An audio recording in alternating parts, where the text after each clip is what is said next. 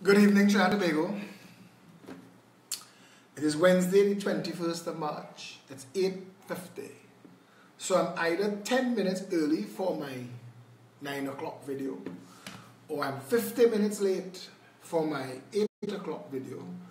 And depending on your position, you might take it one way or the other. And if you think I'm late, I'm sorry. If you think I'm early, my pleasure. And the name of tonight's video is Live and Direct.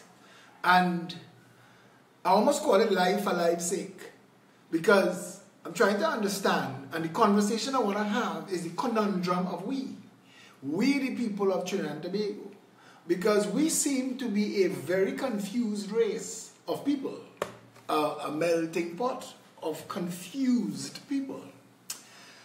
Because no matter what position you take on a situation, there'll be people who will be willing to argue the other side of that position vehemently, vociferously, and with vigor.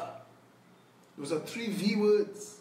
And we don't use V much, and that just shows you. Before we get into it, somebody wanted to make a point, so they sent me a story about the police officers who were called to a domestic disturbance. And the officer called the station to speak to the sergeant. And he said, "Sarge, there was a situation here, you know. It's an old woman. But she shoot her husband.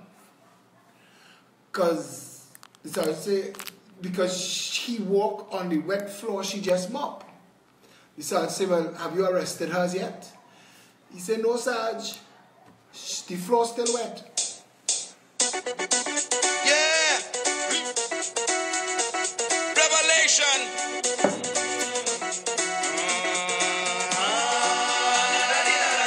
Jubilee told me that is a funny joke. Share the live now. We will come back live and direct. He promised to fire next time. He promised to fire next time. He promised to fire next time. And who ain't dead, the bad wounded, who ain't dead, bad wounded, who ain't dead, the bad wounded, who ain't dead, bad wounded. Talk, you're mocking pretender, and your lyrics are not come to test you. Far too long, you're fooling the children, filling the head with brainwash education. Doomsday reach, wipe and the repeat, cause the children coming to take back the beat. The power of the word in the conscious styling. For a brand new morning. I say the power of the word in the rap so styling. Rocking the roots of the vampire system. Talk your talk, you puppet agenda. Talk your talk, you bloody deceiver. Talk your talk, you serpent master. Talk your talk, you friggin' oppressor.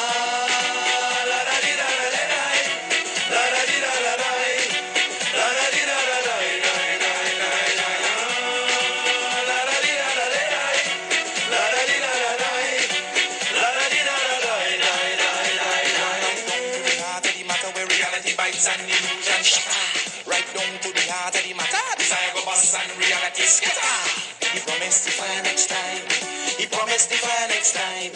He promised to fire next time. Next time. And who ain't dead, the badly wounded? Who ain't dead, badly wounded? Who ain't dead, the badly wounded? Who ain't dead, badly wounded? Before we go any further, I know that some of you have grown accustomed to this show. Now, tonight we had a communications meeting. Many of you may know that every Thursday night we have a show called Frontline that is hosted by the PRO, Janice Lemon Creaky, and Deputy PRO, Anthony Defoe. Produced by the chairman of the party, Felicia Holder. And I would do a live after Frontline on a Thursday night. But Frontline has come into its own, getting upwards of 5,000 and 6,000 views. So, on a Thursday, I won't be doing a show. And Tuesday, a new show is being launched next week Tuesday. And starting next week Tuesday, that show, I will be promoting that show, and I won't be doing a show on Tuesday. So we'll be doing Monday, Wednesday, and then the Friday Night Live. Unless something else comes up. So I just want you to know that So that you don't find yourself on a Tuesday or a Thursday asking what we're on. Now, there's a guy who you all see regularly on the threads named Dave Lux. Dave Lux is my evil alter ego, because some of the things Dave says are things that all of us want to say, but only Dave says it. And for some reason, especially the elder ladies in our midst appreciate Dave for his brash honesty. And we refer to him as the girl dem sugar, because all of the Golden Girls love Dave. And if we have in a video and Dave not here, they ask what's going on with Dave. So I don't know if Dave is here tonight. I saw him post just now. But don't message me to ask where Dave. When he here, he will show up. Sometimes he's be here, macking and not talking. But he'll be back on the rerun anyway. Anthony Marad said he will do Tuesday and Tuesday. Handle your stories, brother. Jump in and get on bad. Yeah, so I really nearly didn't do a video tonight. I nearly called it live for life's sake. I just come out of a pep meeting. And this thing getting ridiculous now. This PEP thing. Dave Lux is here. Ladies, look your boy. This PEP thing getting ridiculous now. Ridiculous. We doing it like 7 days a week now. Swear. But it getting hard, it getting tedious, but it's something. And I called a very good friend of mine today. And I asked her if she thought my motives for doing this were pure. Because I wanted to know if it comes across pure. Because I really don't want anything from it. And I wanted to know because, you know, human nature being what human nature is, that you find out after a while that you're driven to do something for a reason. And I would like to be introspective enough to understand why I do this, because this is so tedious. The conundrum of we. In a video, I refer to a sufferer as a sufferer. He showed the world he's a sufferer. He's a squatter. He living in a house, they throwing him out in a week, he say. He's pressure. He can't get work. He can't, nothing. All of that drama. But I didn't. All I did was I referred to him in passing in all of the conversations suffer. And he and his UNC followers blow that up out of hand and went on Kim Cole show. I hear they was throwing KFC over the wall, kind of stupidness. Stunting bullshit. I mean, that's the best the UNC have to offer this country. But forget that. Forget it. Because last night we changed gears. Today, a gentleman, I want to refer to him as a gentleman, got in an, this is how the police say it in the quarter, got into an altercation with a woman and stabbed her up to get her gold chain, and she died. He's in custody, and I said of that situation, a suffering nation, because up to that point, I didn't know that he knew her. And apparently this is a domestic violence thing. He just come out of jail and kind of back. But I wrote of this, a suffering nation, stabbed repeatedly for her gold chain. She died on the way to hospital. Perpetrator chased, beaten, and turned over to police. 2 lives lost to poverty and violence in this corrupt and mismanaged society. Nobody want to get the boy poverty. He's just a hater. And I don't understand why we don't have compassion for each other. We use everything as a reason. And if you were to go missing tomorrow, or to get killed, or to whatever, you ever thought what people would say about you? Because Chinese, for some reason, they love it when it comes to that. Although I find that there's a kind of a double standard the darker your skin gets. Held over from slavery days, I am sure, colonialism, where the lighter, the whiter, the all-righter. And that's the country we live in. But you would think that in 2018, we would know better, do better. And wanting to help the conversation, I did some research. Because if we're going to be having ongoing conversations about what's going on in the nation, hoping to get to a resolution, we should understand how to argue. These are 10 common fallacies everyone should know. Ad hominem. When someone attacks the person instead of the argument. Example, Jenny's just a stupid blonde on unemployment. Why would you ever consider her strategy for getting a job as an attack against the person? Appeal to authority. When a statement is considered true because it's made by someone who's considered an authority on the topic. Example, my doctor says taking St. John's wort every day will make me less depressed. He should know. He's a doctor. Appeal to ignorance.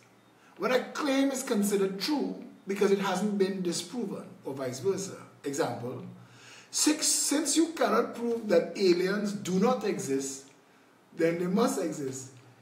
Now, I want to tell you, this is the first time I'm reading it in depth, and a lot of these things, because I kind of believe in aliens. Bandwagon fallacy. When a concept is considered true because lots of people believe it's true. Example, 9 out of 10 doctors agree that medicine X is the best. So then medicine X must be the best. Begging the question. When the statement is assumed true based on the statement itself. Example, the Bible is the word of God because it says so in the Bible. Loaded question. When a question contains the presumption of guilt. Example, so when exactly did you stop hitting your wife? Assumes the person was hitting his wife. Non sequitur. When a statement's conclusion does not follow from its premise. Example, if you don't buy this type of food, then you are neglecting your children's health. It's like, if you don't support us, you're supporting the terrorists. Red herring. When someone diverts the attention away from the topic to a new topic to throw you off and win the argument, we call that trolling. Example, so you think abortion results in lower crime rates? Well, we've all seen what happened in Nevada with that abortion doctor who killed his patients with dirty equipment. You want that? You want to see patients killed in dirty clinics? Then go ahead and support abortion. Slippery slope. When it's assumed that a small step leads to a larger chain reaction of events resulting in a greater impact. Example, if we legalize abortion, then the next thing you know, we'll be killing newborn babies. And then finally, the straw man.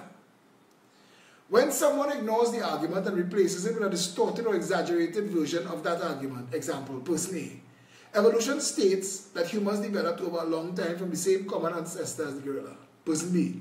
Everyone listen to person A. He's saying that we descended from baboons. That's 10 common fallacies that affect how people have conversations on social media. Name calling, ad hominem, responding to the tone, contradiction, counter-argument, refutation, refuting the central point. That's base to top, how you're supposed to argue. Name calling, you all don't know what that is like. Ad hominem, all of that. Responding to tone, criticizes the tone of the writing without addressing the substance of the argument. Contradiction, states the opposing case with little or no supporting evidence. Counter-argument, contradicts and then backs it up with reasoning and or supporting evidence. Refutation, finds the mistake and explains why it's mistaken using quotes. Refuting the central point, explicitly refutes the central point. That's how you're supposed to argue.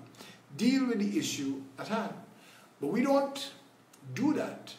We fight. We go from one person says to the other person disagrees, and then we get to there.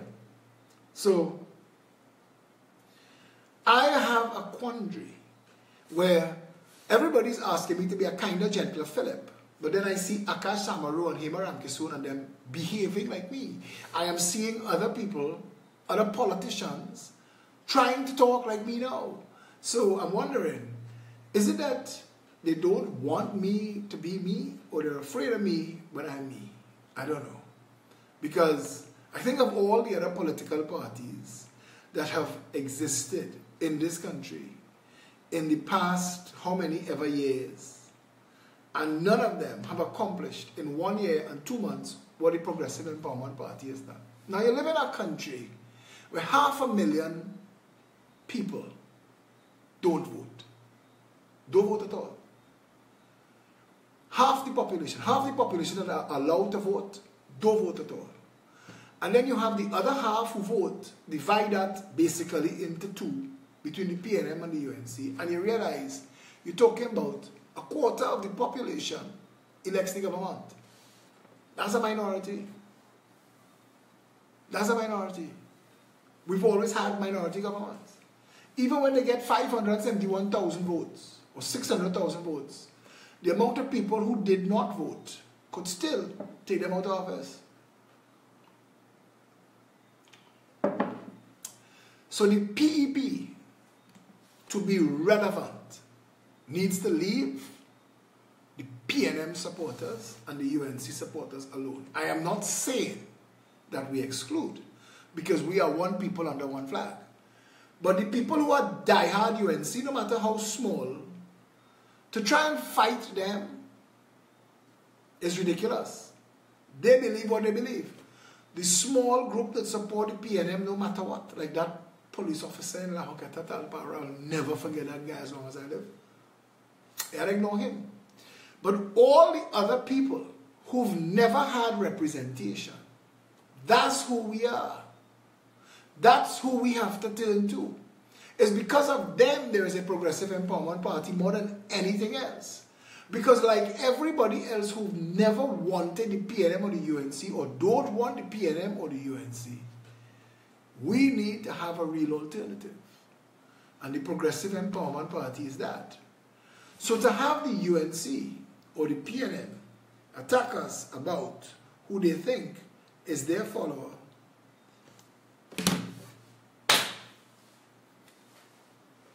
is, yeah? So, I was just told I'm rambling. And I know, because I'm actually waiting on something to give you some information tonight. I don't know how to come at this. I don't know how to break this down, because we have a problem as a people. And if we don't get beyond it, we can't fix it. I know all of our policies will fix this country. This is the meeting we had this afternoon. The first half of the meeting was this. How do you convince the people who are only stuck in a mindset that I only support in this party, no matter what they do, no matter what they ever do, I don't care. Or I will never support that party because for whatever reason. Or every other party has done us wrong. And all of that. I've said repeatedly, if we're in government, the country fixed. Getting from here to government, I don't know. There are things that urgently needs to be done about this country. You have to fix the courts. You have to fix the police service. You have to fix healthcare. You have to fix education. You have to fix the economy. When they say fix the economy, you have to decentralize the economy away from oil and gas dependence. But you also have to fix the economy where everybody has a chance at a proper life. We don't have that now. We have a vast majority of our people living on, trying to make do on a minimum wage that cannot sustain a life. Most of the people watching here, if you had to raise a family on $2,250 a month, how would you? And it doesn't have to matter to you, because you don't have to raise your family on $2,250. You have your money, the business fixed. You might be better off than that. But there are a lot of people who don't. They're in trouble. They are surviving every single day, getting past every single day. And all it takes is one incident to throw them off, never recover. I'll never forget this guy. He became the lead actor on Sopranos. When he was still trying to find his way, he was on an episode of Law and Order. And if you ever see that episode of Law and Order, you'll see why he became a big star. Because the role he acted in that show, he was a homeless guy. He was a homeless guy. And he had beat another homeless guy to death for an orange. Over an orange. And when they get him into the court, and they're cross-examining him, he said to the district attorney, I have no idea how I ended up here. I had a home, a business, a family. I had a life. I was a person.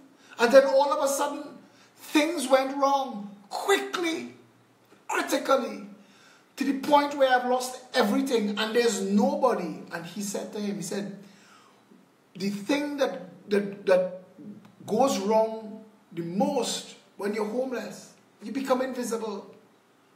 People don't see you. And they treat you with contempt. He had no system of governance to protect him. Somebody stole his orange. And that orange was his greatest possession in the world. And he killed the man for his orange. He couldn't go to the police and report the other man for stealing his orange. The police would have thrown him out of the police station and laugh at him. There was no system for him. What happens to people like that? In Trinidad and Tobago, we have so many people doing so bad. We treat them, we deal with them, but we don't know what people have going on home. Plenty of people in this country are barely making it day to day. And they don't know what they're going to do. Every time the government increases the hurt on the public, decimates them a little bit more. Somebody sent me his whole story about what he had to go through to get his house. And this was his life's goal. And he's barely holding it together, but he is taking care of his family. And now the government wants to come and institute a tax on his house that he doesn't know how he's going to pay. And that if he cannot pay it, he'll lose his house. And we're not having that conversation. There is nobody for the person in the bank who is done wrong by the bank to turn to if they don't have money. There's nobody. There's nobody for you to turn to if you're done wrong by the healthcare system if you don't have money. If your child is abused in school and beaten by the teacher and all that drama, there's nobody for you to turn to. The systems of governance are barely functional in this country, and they don't function at all for the lowest classes, for the desperately poor. And we, the people of Trinidad and Tobago, live each day blissfully ignorant to the fact that all of those people have been done wrong by us, by our silence, and by the governments we voted into office. And if we don't fix that, because I can't do this just for the people who love me. I can't do this just for the people who support me. There's this clown that came on a thread about our membership card that says membership has its advantages. Hear it, membership has its advantages. And for the members, if you have a membership card, there are benefits to it. And he wants to know if that is not, if I think that is right, that we're leaving everybody else out. I'm trying to explain, I don't know how to explain to the gentleman. Friend, this is how membership works. It's like your home and your belongings. It belongs to you, and you share it with the people who have a share in it.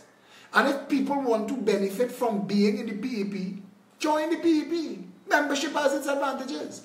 But you can't be in the PNM or the UNC and want to benefit from the PAP's membership benefits if you're not a member.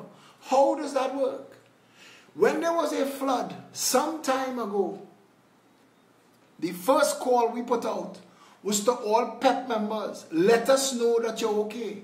Let us know where you are and if you need help. Our first response has to be to the people who built this party. We are not in government.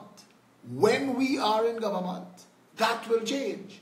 Because the PNM is supposed to be the government for the entire country tonight. They don't behave like that. The UNC was supposed to be the government for the entire country. They didn't behave like that. In fact, Jack Warner told somebody, all they vote for me, all they don't get.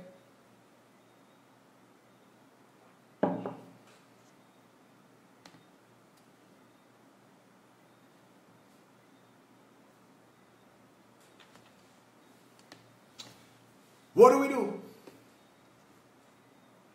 While we're talking, there are people paid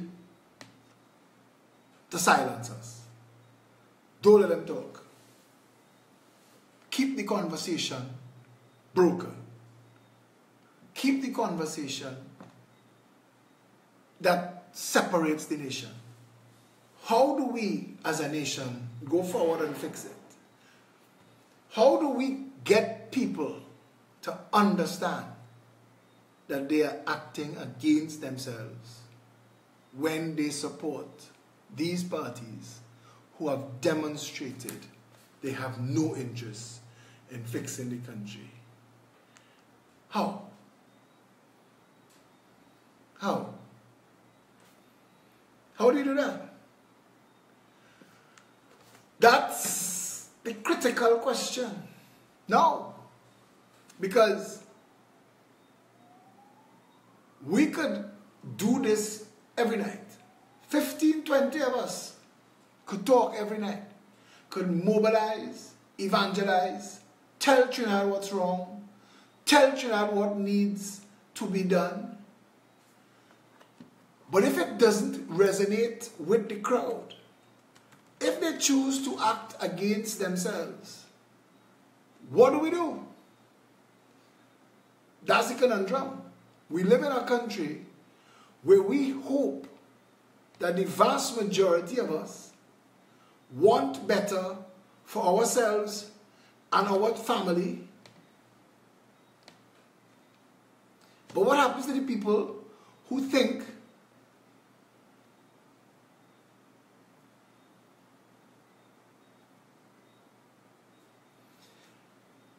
that this is okay? There was a fella on Facebook last night cussing me on the thread.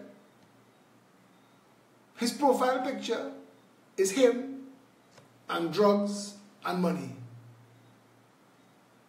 Of course he's not going to like me. We want a law-abiding country. We want a country that works. This is a criminal paradise. And if he's a criminal, he is going to want things to continue as they are. We want to fix it. How do we get from here to there? How do we get from here to there? Yeah?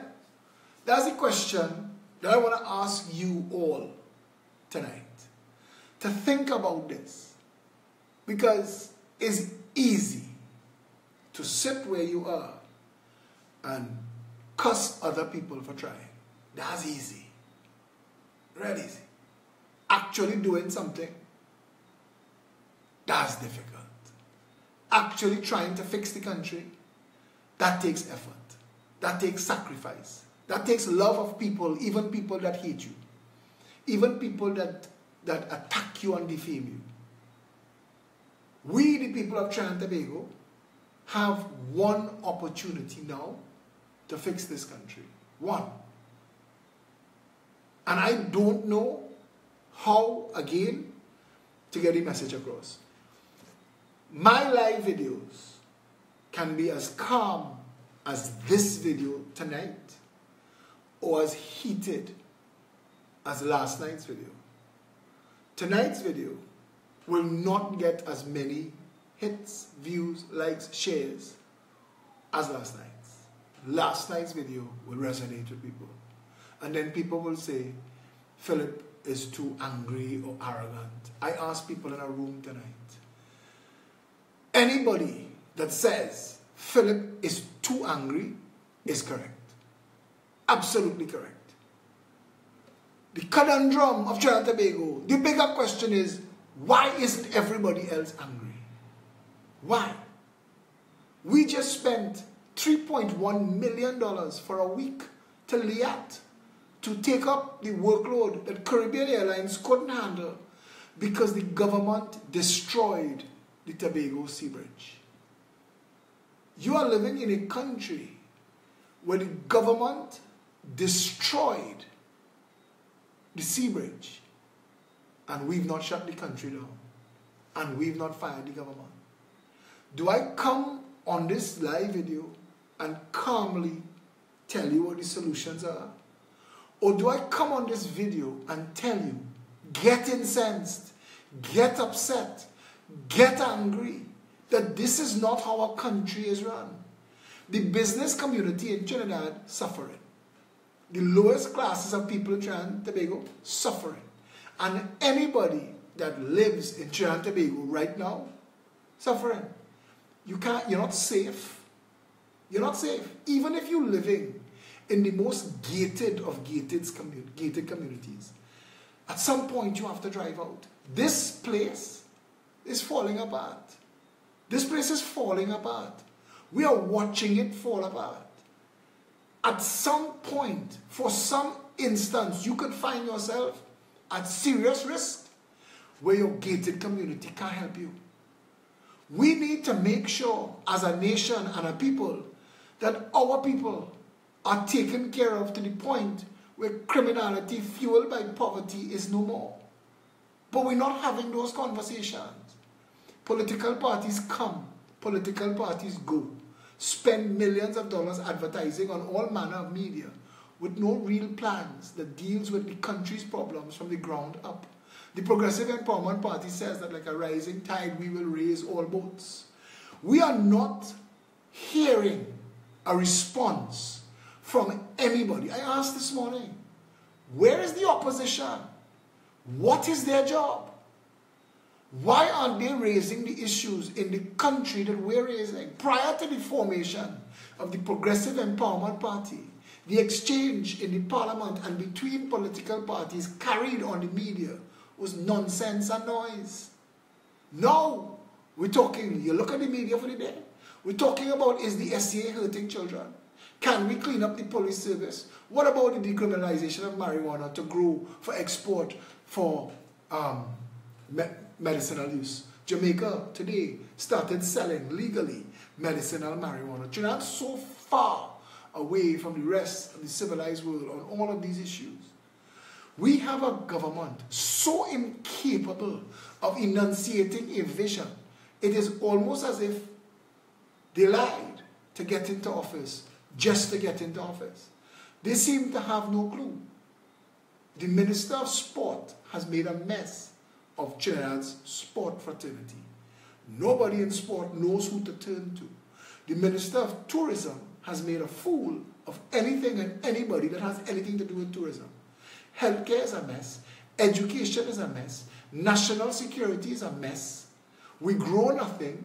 We have no functional government anywhere. Nothing works. And we carry on as if somehow this will magically take care of itself. This live video tonight, in calm and measured tones, is to tell you there are versions of the same conversation if you want to hear it. But if you don't get involved, nothing changes. The truth is available to you and the solution is in your hands. What happens next is up to you. Do we, as a political party, stunt more? Do we make more noise? Do we try harder to attract your attention? Why isn't the onus and the responsibility on every citizen to fix this country? Why aren't all the people of Trinidad and Tobago having this conversation about how to fix Trinidad and Tobago. Forget us.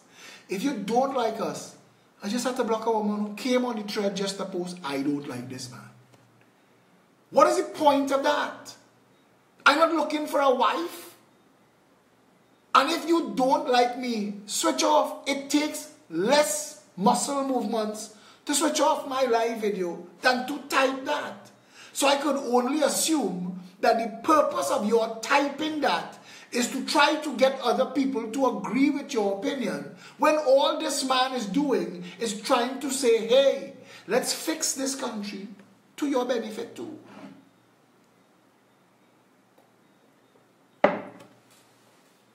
What do I do? How do I respond to that post? I don't like this man. Ignore it.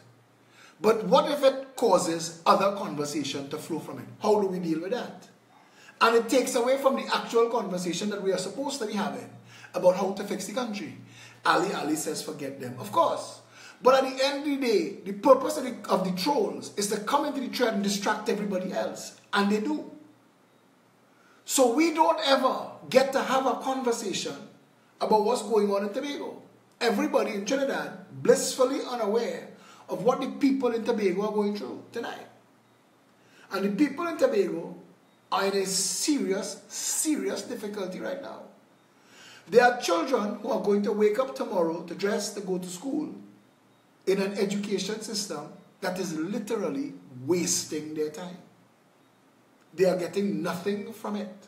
They are being dumped down and made violent. It's called the classroom to prison pipeline. We're getting good at it in Trinidad and Tobago. Just now they're going to privatize the jails, so that the more people they can put in jail, the more money private people make it. That's where they want to go in this mad-ass country. And the people who could have a better life working against any opportunity of saving them. What do we do? Do we just say, forget it? I look back at the ONR, the NAR, the COP, and I look back at them because they made good efforts and had good policies and made a good stride to try and fix the country and failed. They couldn't get past the conundrum of people tripping over themselves to keep you from saving them. Now, I don't know if I have the ability to get past that. I don't know. I can't cuss every night. I can't come on this live video every night and make old noise. At some point, we have to be able to measure. Because if you applaud paid attackers who are attacking people who are trying to help you, you can't be helped. And I can't help you. And the moment I accept that I can't help, I will let it go. Because while I want a better Trinidad and Tobago, it is not my decision alone to make. And regardless of how much fun the bandit parties and the criminals behind them have at our expense if we drop the ball, it matters less when I see the headlines. Like today, that woman didn't have to die. That woman didn't have to die. That man didn't have to kill her. He was supposed to come out of prison better than he went in. He was supposed to come out of prison counseled and with skill sets. If he was illiterate, he was made literate. If he had no school leaving, he was taken to primary school education. If he had that, he was taken to secondary education. And he was taught how to assimilate into society and how to manage his anger. But our jail system doesn't do that. And she had nobody to turn to. She had nobody to protect her. So the game ran until the game was up. Now she is dead and he in jail. This is a country where there are little black boys tonight trying to shoot other little black boys to defend land and turf that neither could ever own.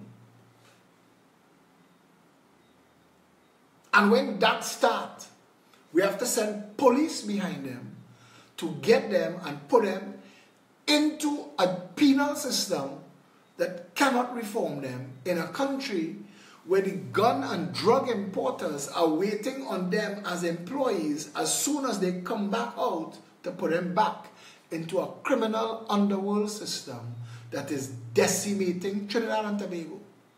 And the people benefiting from that, sitting in the front pew of the church and clinking glasses at the highest levels of society.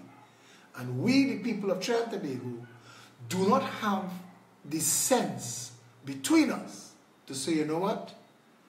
If healthcare don't work, and education don't work, and national security don't work, if we can't grow food, if we have no way of managing simple things like an electricity commission, a water and sewage authority, a licensing office, if we don't know how to take the plastic bottles out of the river and stop the flooding, if we don't know how to manage simple things like securing the nation's borders, if we have no understanding of the maintenance of roads, bridges, and sidewalks, something is wrong at an institutional level. And the institution responsible for all of that is the government. And when we could, as a people, face that, because somebody said today in the meeting that somebody said that they will choose the UNC because they know they're both wrong, but the UNC less wrong. I remember Clarence Rambarat, who is now the Minister of Agriculture, said in an article in between 2010 and 2015 that the next election will be a fight to see who less worse. Clarence chose PNM, so I guess to Clarence, the PNM is less worse than the UNC. And the rest of us living in a country where the government is taking $4 billion a year in tax from the people, that we don't know how to run the country. We won't diversify it. We won't send the high commissioners and the ambassadors searching for ways to bring foreign direct investment into Trinidad and Tobago and sell Trinidad and Tobago business to the world, so business is collapsing. Small handfuls of very money people are buying up everything. It is going to come to a point where shots are going to be called from the top and you at the bottom are going to be left with no choice. We live with this concept of a green card escape. We live with this madness that if it gets too bad, we will fly out. But ask the people living outside now how hard it is to assimilate in other people's cultures when millions and tens of millions of refugees trying to come from all over the world. Trinidad and Tobago was supposed to be the most blessed nation in the world, where we are positioned on planet Earth, our climate, our soil, our weather. We are outside the hurricane belt, positioned between North, Central, and South America. We could be the wealthiest nation in the Western Hemisphere per capita if we wanted. Dubai built its fortune not on oil. Dubai built its fortune on being one of the largest shipping hubs in the world. Trinidad and Tobago has everything it needs to be the largest shipping hub in the Western Hemisphere, but for a government that understands its responsibility to the people. When you go into government and you're there to steal and to front for people who dare to steal, you have to look for the biggest bites. You have to use massive projects and fund things like Petrotrin so that you can steal massively. What happened with the port in Tobago was a government that got caught trying, because they said there were people in the UNC that set up the Superfast Glacier that was making money every month, and they wanted to stop that gravy train and give it to a PNM financier. But instead of, at least, if they had the common sense to match the zeal with which they wanted to continue their criminal conduct, at least bring your boat here before you fire the boat that's already doing the run. But they got caught They got caught, and this whole Bridgman's thing that blew up in their face, because Bridgman's is a front for PNM people who tried to steal money. And when the mark bust and they had to abandon ship, no pun intended, there was no solution. They had to jettison their plans and attack the Port Authority and blame the Port Authority. And a man, the chairman then, the board members, was a founding member of the PNM, and he said, no sir, we're not taking that. And the government lied to the nation and set itself up in a sole select position to make purchase decisions to buy boats that cannot float. Colm Imbert is an imbecile. I am not the one saying this. His track record is. His actions tell you that. You have an imbecile as a minister of finance and the economy. And you don't know what's going on with the economy in your country. You have 3 ministers of national security, and every day it gets worse in Trinidad and Tobago. You have a minister of health who is a bagman for the pharmaceutical industries, who was a sales rep for the pharmaceuticals company. You think he there to serve your interests in a country where $5 billion disappears every year over healthcare, while all of the hospitals we own slowly but surely collapse. There are no Panadol bandages or blood bottles in the hospitals. Surgeries and procedures routinely are cancelled because none of the things that are required to perform as a hospital are available. Yet we don't know what this $5 billion is spent on. Less than $1 billion goes to human resources, and $2 billion is caught up in something called transfers, which nobody could explain to me. The same way nobody could explain to me what happens to the estimated share of the $250 billion that our pitch lake is worth. What happens to our annual share of that? Even if you sold it or rented it out, the country should have mining rights and royalties. We should be getting a check every year. Where does that money go? Is it like the rent that is being paid to park up those 7 oil barges down the islands that are being paid to some private PNM member that doesn't find its way to the treasury? If you live in a country where of the 20,000 children coming out of school every year, more than half are certified and functionally literate, if you live in a country knowing that if that is 10,000 people you just added to our growing mass of desperately poor, living in squalor, and the only reason that happens is because our education system deliberately fails them. We have a country that has enough fertile land to have made us a net food exporter up to the 70s. Food independence is the only independence that is going to matter in this world. Very soon, the effects of global warming are going to start to reduce the ability of mega farms to produce. We are supposed to be able to be subsidizing our diet here. There are going to come places where weather patterns and will affect crop cycles to the point where the price of wheat will double. What will we do? What will we do? Then you will plant when you can't feed the nation. What will you do then? Will the people at the top jump on a Caribbean Airlines and go somewhere where they have food? What about the rest of us? You who vote them into office. What will it take for you to understand that this is not anything other than a labor of love? Every day of my life, my character is assassinated. My life is threatened. I am victimized at every level. Every day of my life for doing this. Every day of my life, people in multiples of organizations plot ways to silence me. The amount of people that are paid to shut me up is incredible. I wonder at the size of the industry that has been created since January 17, 2017, when I stepped up to do this. Because that is now an industry. Shut Philip up. Philip is waking people up. Shut him up.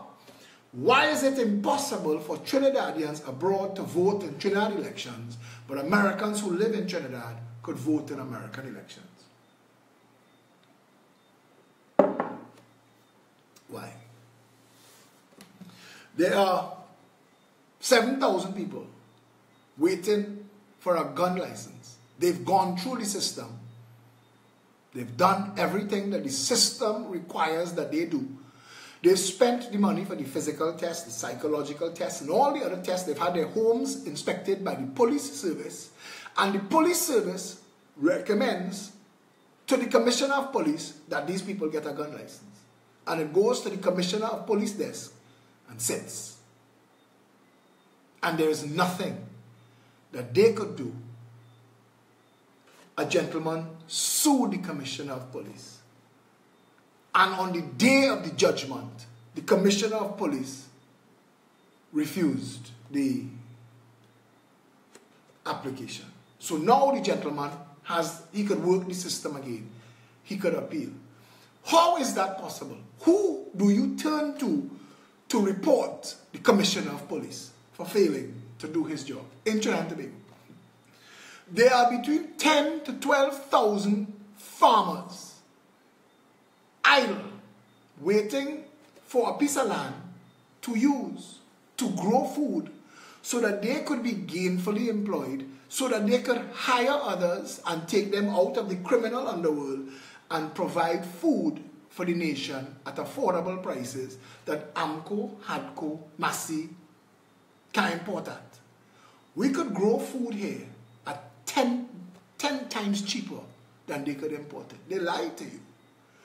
But a mango tree, don't stop bearing mango. A guava tree, don't stop bearing guava. An avocado tree, don't stop bearing avocado. A breadfruit tree, don't stop bearing breadfruit. A soursop tree, don't stop bearing soursop. Whether you pay attention to it or not, whether you wet it or not, whether you talk to it or not, you don't have to weed up around it. You don't have to go and do nothing to it, and it just dropping fruit and vegetables for you every single season. We could be the food basket for ourselves. We could grow pawpaw, avocado, soursop, guava, mango. These are Mexico earns 1.5 billion US selling some jokey versions of the avocados we grow. Our butter avocado is the best avocado in the world. So I'm talking cocoa. They say our cocoa is the best in the world. Ignore that. Bacchanal in that. Our honey is the best in the world. Forget that. Bacchanal in that. Our pepper, the second hottest pepper in the world, is in demand for use in pepper spray. We don't have a pepper spray industry. Why? Forget that. If you have not arrived at the conclusion as yet that the government of the country, and when I say the government, I mean the PNM and the UNC, two sides of the corrupt, criminal, racist coin that has decimated this blessed paradise and made it a third world failed nation. If you have not realized as yet that Kamla Persad-Bissessar, Keith Rowley, Rudal Munilal, Colm Imbert, Vasant Bharat, Terence Dayal Singh, and all of the rest of them are criminally liable for the condition of this country by sitting in cabinets and conspiring to undermine the people of Trinidad and Tobago, not to represent them. I have told you before, the well-being of the people is the function and purpose of government. Have you ever had a government in power that you felt took your well-being as their purpose? Which government have you ever heard talk about a quality of life index? Which? Things like traffic. You know how easy it is to solve traffic in this country. How completely easy. For less than 10% of the cost that it would take to build all of these massive racket rail options, you could decentralize the state offices out of Port of Spain.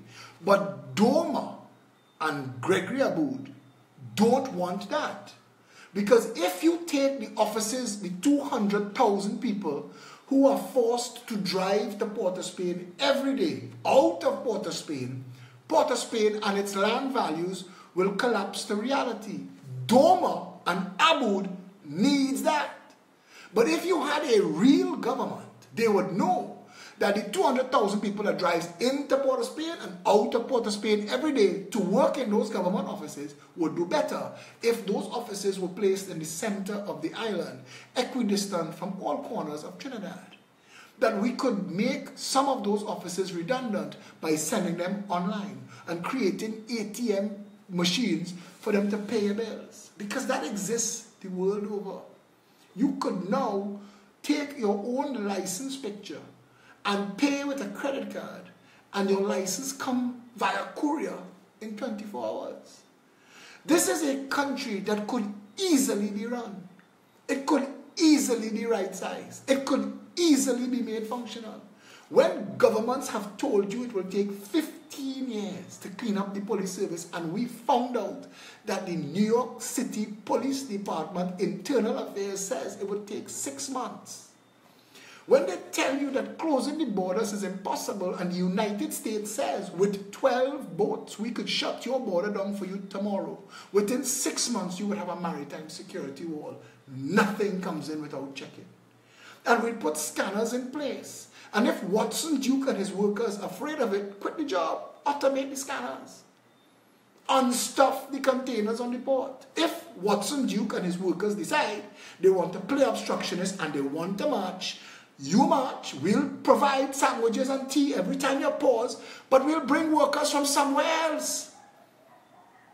Because we will make sure that the critical machinery of the state runs, and those are issues of national security. So you can't shut it down, because in this country, it is illegal for milk farmers to strike, but we could shut the port down in this upside down, mad, bizarro land. Sitting here tonight again, live and direct, I could tell you that abolishing the SCA, making all schools 10-year schools, zoning the schools, ends the traffic and gives every child a chance at a prestige education. Because immediately, from the moment you give every child in a class a grade point average, and you test it every term with Ministry of Education examiners, not the teacher, the moment you make that the rule by which the children are educated, imagine this, all the children in that class, their collective GPA becomes the teacher's GPA.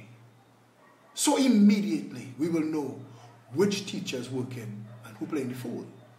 And then they will tell you, no, I'm working very hard, but these children are difficult. Show me the children who are difficult so we can bring in social development. Before we even get to there, we could switch out teachers. We could check and test and make sure that we know where the problem is, because all I have to do is monitor the performance of this teacher's class every term. Because if you so coincidentally bad lucky to be getting all the bad children in the country, I think the problem might be you. And all the classes in the school, their collective GPA becomes the principal's GPA. All of a sudden, numbers which do not lie becomes the final arbiter of your job. You get a bonus, you get fired. The two ends of the scale. Are you performing? You put a clock on the courts. Other people talking it now. I never hear anybody in this country say this before me. Before I ask about the pitch deck, nobody talk about it. Before I ask about this, put a clock on the courts. 3 years for civil matters, 5 years for criminal matters. Any judge that cannot bring a matter home in 3 years and 5 years should not be a judge. It's a simple matter of case management. If I tell you tonight, there is nothing in this country that cannot fix. The plastic bottles that minister after minister says caused the flood in Trinidad and Tobago, put a 25 cents redemption on that bottle. Apply it at the manufacture and import stage. The manufacturer will pay 25 cents deposit. The importer will pay 25 cents deposit. That 25 cents will remain with that bottle until it is picked up and brought in for redemption. The multitudes of people that we have who are indigent, unemployable, or homeless, we could use and encourage them to clean up our environment, because now they could make a very good living. You could make good money. Bring in 1,000 bottles for the day, make $250. You could make a good living. All of a sudden, everything could start to make sense. Clean up the environment. They say they want to shut down. All of a sudden, they're talking about shutting down the landfills. When you shut it down, what you going to do? We haven't come to repair, reduce, reuse, nothing. Recycle. We're not talking those things yet. We're just pelting words at the population. And whatever sticks, we call that the target. We grow nothing. We make nothing. We manufacture nothing. The country is a running joke. And we, the people, and all of these catchers, we are the punchline.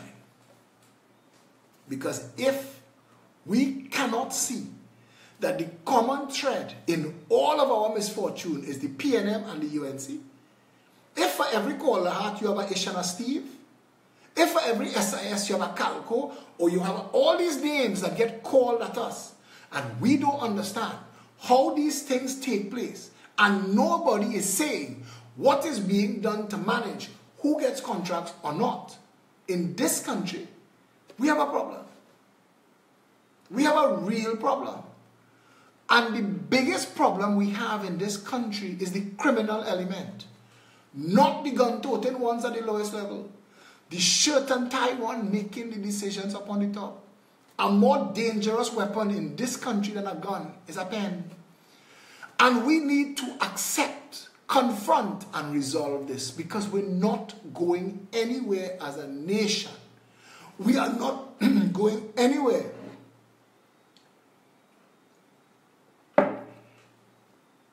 until we take responsibility for Trinidad and Tobago. Our vote. Our vote. By our vote, we say we want health care that delivers, or we don't mind sitting on a hard bench for 13 hours waiting for a doctor to say, we can't address you. By our vote, we either get for our children first world education that brings them at the end of that career springboard ready to seize a life of hope and opportunity. Or we continue the gang violence, the mismanagement, and the pornography of what we currently call an education system.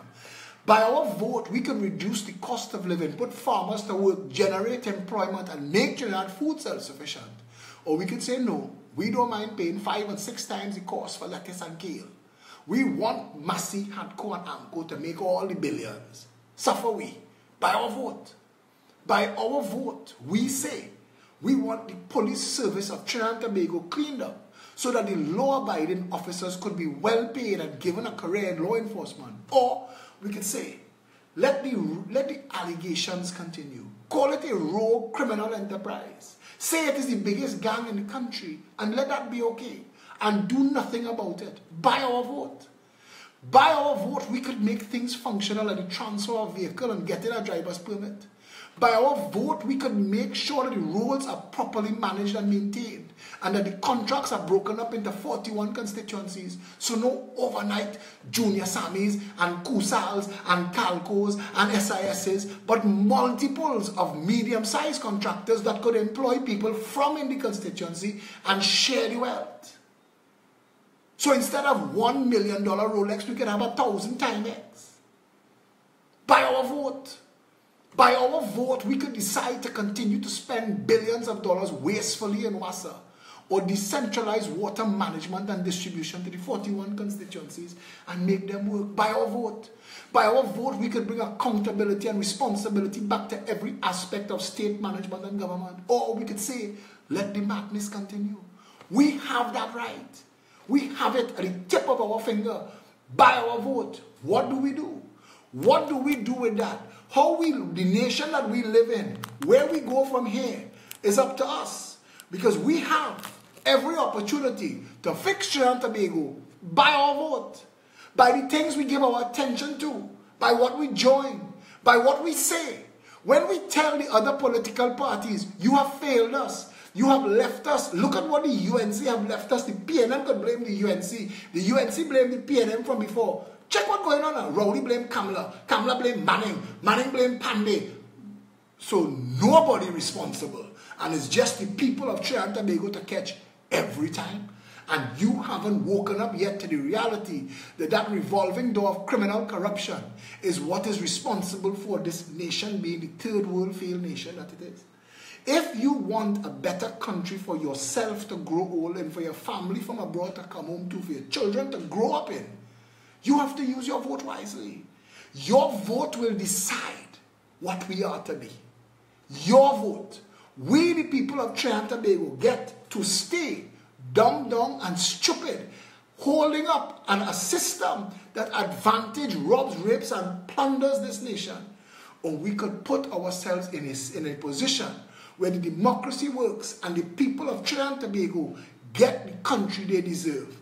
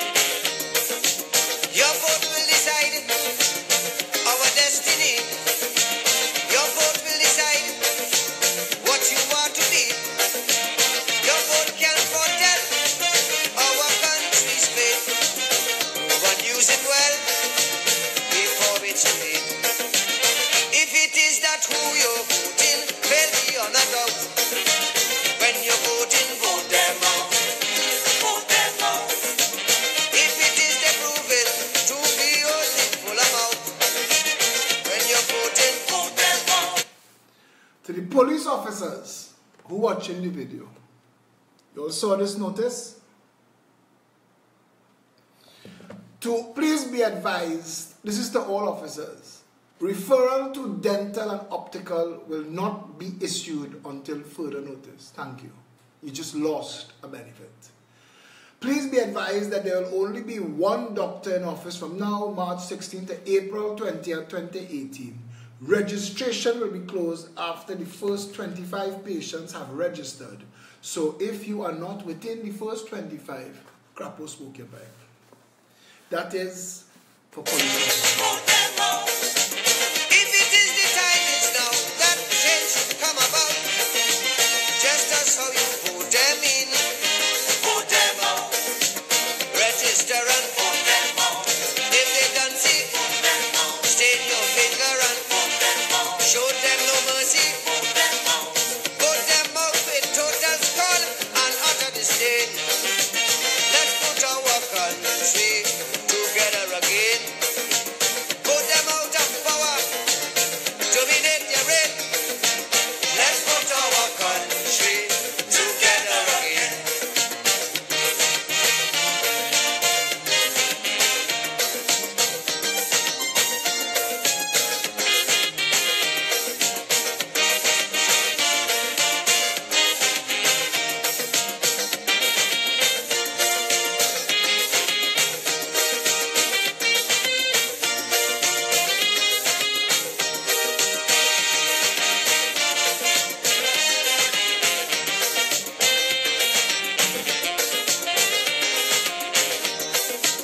If for 30 years you voting them in, and there's only tears as soon as they win, they give you big words and enslave your soul, promising you roads and giving potholes. If they are the reason why the economy won't sprout, when you're voting, vote them out, vote them out. PepTrinbago@gmail.com is the primary address. PepTT.com is the website. Pep app, PEP, APP is the app. You could download it. It's free at all the app stores. 347-4PEP, 347-4PEP is the hotline. We meet every Saturday at noon, 19 Stanmore Avenue. Tomorrow night at 8 o'clock is Frontline with Janice Lemon Creaky, the PRO, and Anthony Defoe, Director of PEP Media. I think the guest is going to be Chairman of the party, Felicia Holder, and they're going to have some news for you. And I will not be doing a video tomorrow night. I asked you a question earlier because I want us to think, and I want us to get to a point where we can have a conversation. How do we as a people? Let's forget all the bacchanal and the old noise. Let us hear what somebody just wrote me. Watching the show tonight, somebody just wrote something, and I want you to hear it. I wasn't going to share it, but I'll read it to you. Do you do what you want with it? This is just a member of the audience watching. Someone asked me why people continue to vote for PNM, UNC if those parties really ruined us since independence. As I say, we have always been self-ruinous people with slavish mentality and as people who compulsively accepted authority without having the maturity to be analytical in assessing a situation in freedom, because we have never been a free people, although we did get political freedom in 1962. We as a people have always been waiting for them to do, for them to tell us how to do, for them to tell us the real importance of any event, and for them to keep our surroundings clean, and for them to tell us whom to vote even when we are 60, whoever they are. Are we truly free? So, even the question you have posed speaks and in fact demonstrates our dependence on others to tell us why we continue to vote for the wretched parties, though we know that they continue to loot us and continue the British legacy of keeping us slaves with divide and rule policy. Regimes where we endlessly wait for them to do us good without having to employ our own resources of intelligence and get out of slavish mindset. And this mindset, by and large, continues day by day, sadly through time. Now, we all know all of it. We all know all of the problems. We live in a country where we know the criminals in society. This is a nation where you know who and what. The countries are not. It's small. And people is talk. Drug lords don't move their own coke. They hire people to do that. And people is talk. This is a country broken by design. If you want it better, you have one shot, election. There may come a day where they'll outlaw that. Use it before you lose it. I don't know what else to say.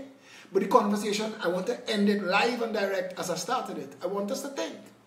How do we move from here, stuck and circling a failing nation, to there, where we could fix Trinidad and Tobago and make it the paradise on earth it was meant to be?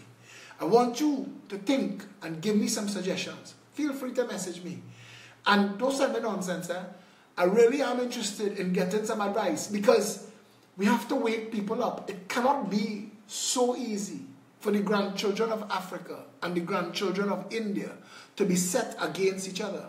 We must be able to unite. Nowhere else in the world are they traditional enemies. Nowhere else in the world do blacks and Indians fight war. So why would we in Trinidad have blacks and Indians separated politically? Why? It doesn't add up. It doesn't make sense. And regardless of who did what in the past, it doesn't matter, because we are the authors of the present and the future. We get to decide. Whatever mommy and daddy did is good for them. We get to decide what's good for us and our children. Going forward from here requires us as a people to take responsibility for our condition. Take responsibility for ourselves. Take responsibility for our families. Take responsibility for our homes, for our streets, for our neighborhoods, for our communities, for our constituencies, and for our country. Our democracy is dependent on what we do. If we end up with criminals in government, it is by choice, not by accident. You get to choose. The government of the day is a reflection of us, the people, and what we prepare to tolerate. I, for one, am no longer prepared to tolerate the madness that is the exchange of lesser evil voting. We the people of Trinidad and Tobago, we know better. We have every right opportunity now to make a change. This Saturday at noon, come out in your numbers. Join the party. Add your voice. Add yourself. Bring your skills. This is the change that you and we know we want. This is the opportunity to right-size 56 years of continuous wrong. If you want a better nation, If you think we deserve a better country, come down to Stanmore Avenue this Saturday at noon, or send an email to peptrimego@gmail.com right now. Send an email right now that says, I want a better country. It starts there. All of us together, one people under one flag. Till I see you Friday. Stay safe, Trinidad and Tobago.